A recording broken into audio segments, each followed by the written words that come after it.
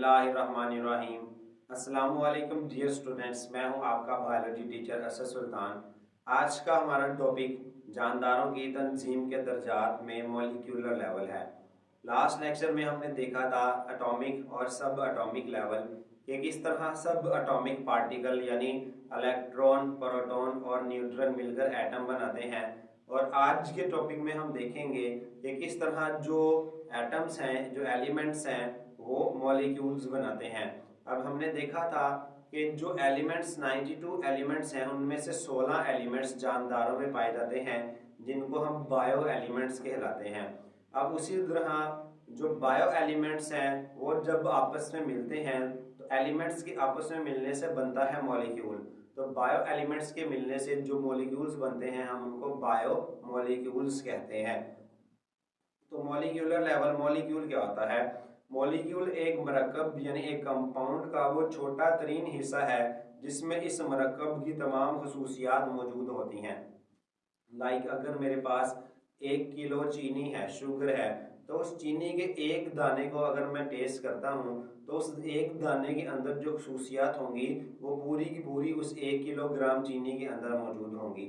तो असल में कंपाउंड मॉलिक्यूल जो है वो उस कंपाउंड का वो सबसे छोटा पार्टिकल होता है जिसमें वो अपने उस कंपाउंड की सारी खसूसियात रखता होगा। ठीक है, उसे हम मॉलिक्यूल कहते हैं।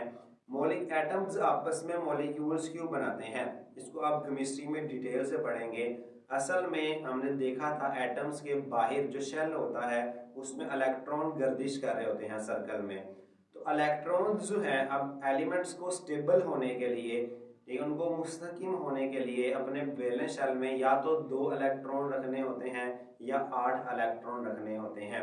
तो इन इलेक्ट्रॉन्स को 2 या 8 करने के लिए तब इलेक्ट्रॉन एटम्स जो हैं वो आपस में बॉन्ड बनाते हैं, यानी वो दूसरे एलिमेंट्स के साथ रिएक्ट करते हैं, उनसे या 2 इलेक्ट्रॉन्स ले लेते हैं या उनको इलेक्ट्रॉन दे देते हैं या आपस में शेयर कर लेते हैं।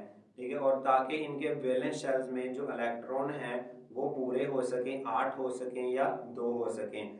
तो अब जब एलिमेंट्स आपस में रिएक्ट करते हैं तो उसे जब इलेक्ट्रॉन्स देते हैं या लेते हैं या उनको शेयर करते हैं तो उसको हम कहते हैं बॉन्ड बन गया है।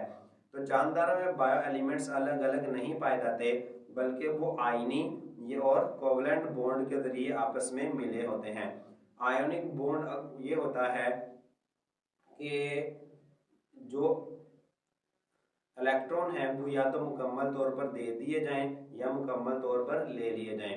लाइक कॉमन एग्जांपल अगर मैं दूं तो फॉर एग्जांपल अगर मेरे पास जो है वो 30 रुपये हैं और एक जो मेरा छोटा भाई है उसके पास 70 रुपये हैं, 70 रुपीज़ हैं। अब अगर हम दोनों में से जो है वो ये चाहिए, या फॉर एग्जांपल मेरे पास 130 रुपये हैं, उसके पास सिर्फ 70 हैं। अब नॉर्मली ये होना चाहिए कि अगर फॉर एग्जांपल हर जो जानदार है या मैं या वो यही सोचता है कि हमारे पास जो है वो या 100 रुपया हो या 200 रुपया हो। ठीक है, तो इस तरह की अमाउंट यानी राउंड फिगर के अंदर अमाउंट हो। तो अब 2 पॉसिबिलिटी हैं, या तो मैं जो ऊपर वाले 30 है मेरे पास 130 है तो मैं 30 छोटे भाई को दे दूं तो उसके पास भी 100 हो जाए, मेरे पास भी 100 हो जाए, या मैं उससे 70 रुपये ले लूँ, 70 रुपीज़ ले लूँ ताकि मेरे पास 200 रुपये हो जाएं। ठीक है, तो इस तरह जो है तो या टोटल इलेक्ट्रॉन्स दे देना या इलेक्ट्रॉन्स ले लेना मुकम्मल तौर पर, उसको हम आयनिक बॉन्ड कहते हैं। और अगर हम उसको शेयर कर लें, ठीक है, या फॉर एग्जांपल मेरे पास 50 रुपीज़ हैं, मेरे दोस्त या भाई के पास 50 रुपीज़ हैं, तो हम उसको शेयर करके इकट्ठा रख लें कि ये 100 रुपीज़ तुम्हारे भी हैं, ये 100 रुपीज़ मेरे भी हैं, यानी हम दोनों के शेयर करने से ये 100 रुपीज़ बन गए हैं। तो इस तरह उसे हम कहते हैं कोवलेंट बॉन्ड, शेयरिंग करने से। मजीद डिटेल इनकी आप केमिस्ट्री में आगे जाके पढ़ेंगे। तो अब जब एलिमेंट्स आपस में जुड़ते हैं बायो एलिमेंट्स तो वो बायोमोलिक्यूल्स बनाते हैं। ऐसे बॉन्ड्स बनने से तैयार होने वाले मतवाजन पार्टिकल अब ये स्टेबल होते हैं। ठीक है, एलिमेंट्स स्टेबल नहीं होते, ठीक है, मॉलिक्यूल्स स्टेबल होते हैं। उस तरह के पार्टिकल्स को हम मॉलिक्यूल्स या बायोमोलिक्यूल कहते हैं। अब बायोमोलिक्यूल्स एक जानदार सैकड़ों इकसाम के बेशुमार मॉलिक्यूल्स का बना होता है, यानी बहुत सारे मॉलिक्यूल्स मौजूद होते हैं, वो भी सैकड़ों किस्मों के। ये मॉलिक्यूलर तामीराती सामान में और ये खुद भी बॉन्ड की मखसूस तरकीब की वजह से बहुत पेचीदा होते हैं। अब ये मॉलिक्यूल्स बहुत ज़्यादा कम्प्लेक्स होते हैं, डिपेंड करता है कि उनके अंदर कौन से एलिमेंट्स हैं और उन एलिमेंट्स में आपस में किस तरह के बॉन्ड्स बनाए हैं और उन बॉन्ड्स की क्या तरतीब है। इन सारी चीज़ों को देखते हुए इनकी बहुत ज़्यादा वैरायटी बन जाती है। बायोमोलिक्यूल की क्लासिफिकेशन, बायोमोलिक्यूल्स को दो ग्रुप्स यानी माइक्रोमोलिक्यूल्स और मैक्रोमोलिक्यूल्स में तकसीम किया जाता है मॉलिक्यूलर वेट की बुनियाद पर। अब मॉलिक्यूलर वेट क्या होता है? किसी भी एटम के अंदर इलेक्ट्रॉन और प्रोटॉन के जो कह लें प्रोटॉन इलेक्ट्रॉन की जो तादाद होती है उसको हम एटॉमिक नंबर कहते हैं। और न्यूक्लियस के अंदर हमने लास्ट टॉपिक में देखा था डायग्राम में, न्यूक्लियस के अंदर सेंटर में प्रोटॉन और न्यूट्रॉन पाया जाता है।